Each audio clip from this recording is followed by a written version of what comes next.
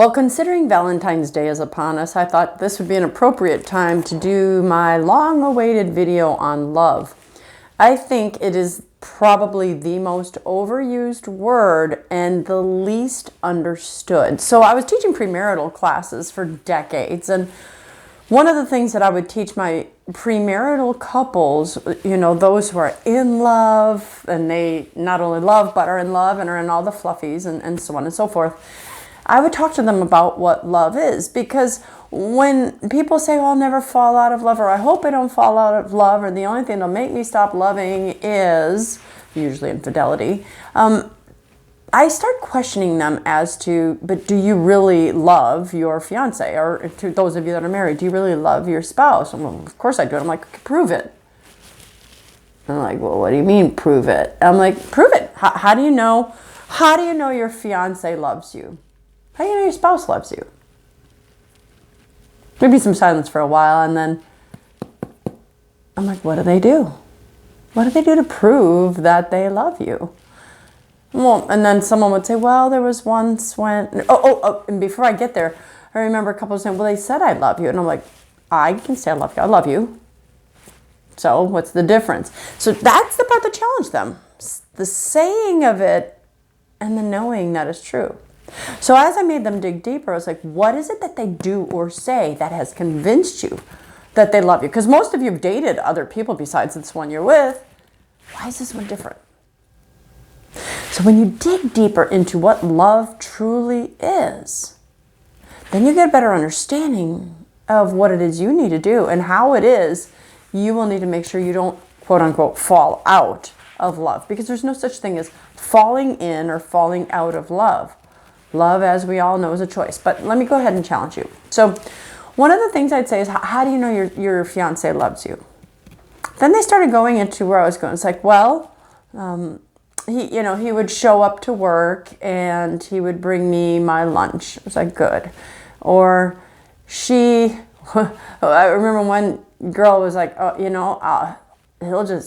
I'll just talk and talk and talk and talk, and he just let me, and he listened. And I was like, yeah, that's love, right?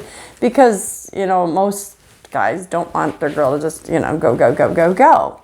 One girl even said, well, once when I was drunk, I was like puking on the toilet, and he held my hair back so it wouldn't fall in. Of course, everybody laughed. But so what I was getting at were loving actions. Remember, love is not a feeling.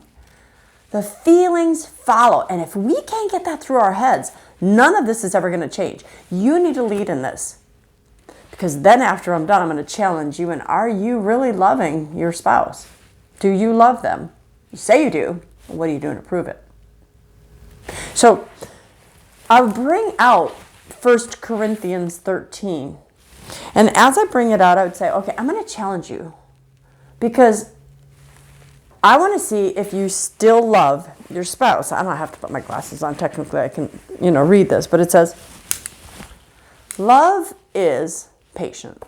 Or let's just start with that, because this is the instruction book.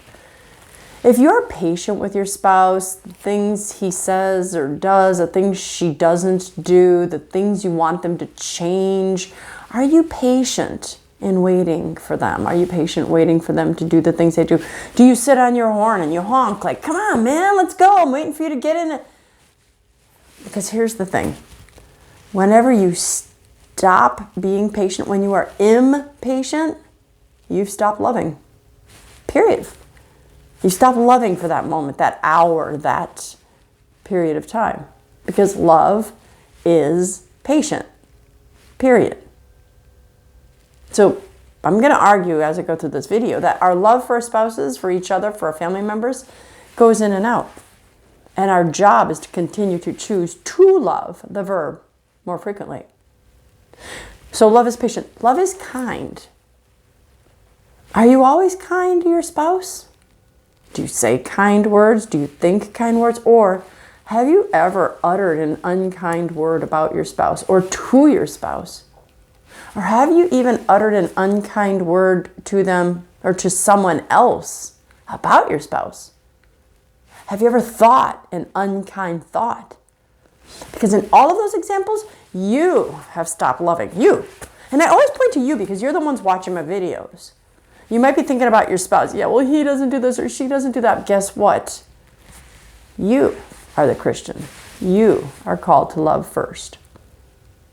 So are you kind? Because if you're not, and I don't care, let's just say he or she started a fight and it was bad. In that fight, when you say something unkind, you've stopped loving. People can say all they want that, well, you caused me. Well, no, actually, they didn't. You made that choice. So, love is patient. Love is kind. Love is not jealous. Are you ever jealous of your spouse? Jealous of maybe the success he or she has that you don't have? That, they're doing well in their job, or jealous of maybe they have more friends than you, or jealousy. Are you ever jealous of your spouse? Because when you are no longer loving your spouse. Love is not pompous. It's not inflated. All those things about I'm better than you, or we're better than you. But here's the one that I always get. Well, after love is not inflated, it's not pompous, it's not rude. Because when you're rude to your spouse, you've stopped loving. Love does not seek its own interests. I mean, that one kind of hit me between the eyes. As I wrote my book, The Super Couple, and I figured out the sacred formula, SACRED. The S is selflessness. Selflessness is putting your spouse before yourself. And Jesus is saying right here in this instruction book, right here, that love does not seek its own interests.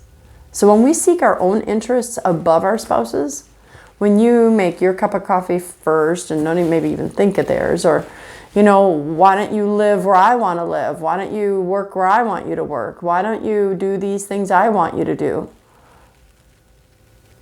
Love doesn't seek its own interests. Love goes out of its way to say, what is it you need?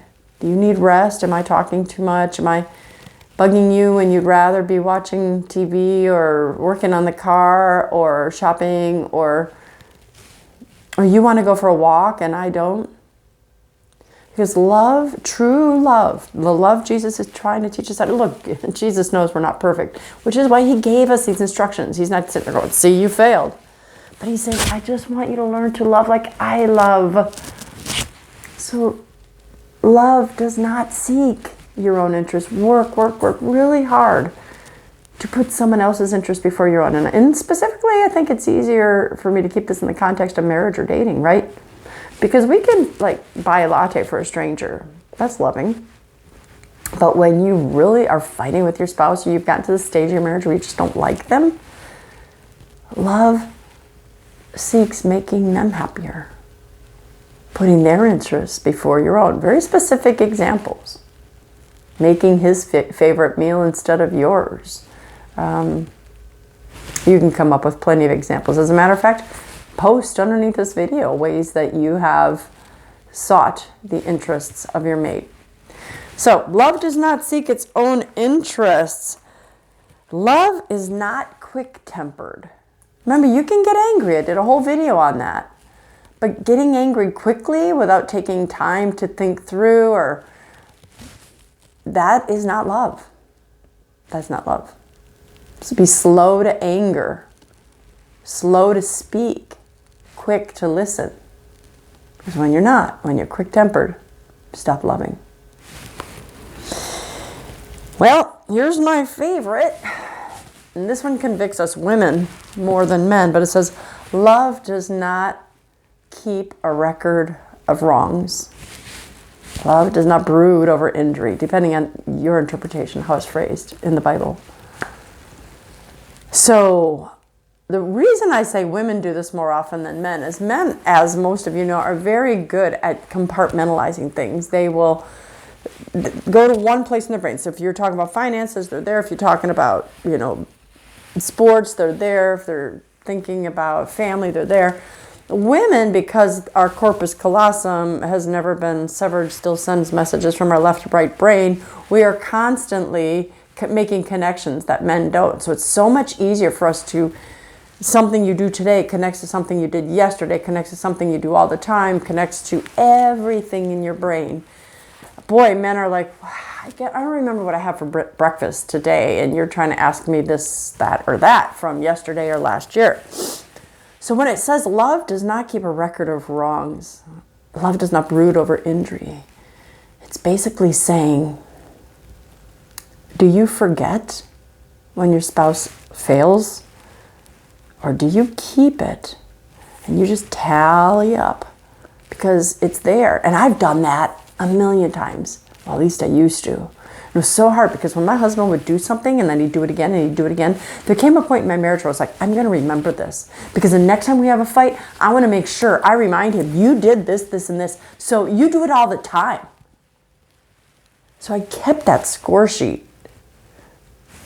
So I had something to throw into his face when I needed it. How's that working for me, huh? That's not love.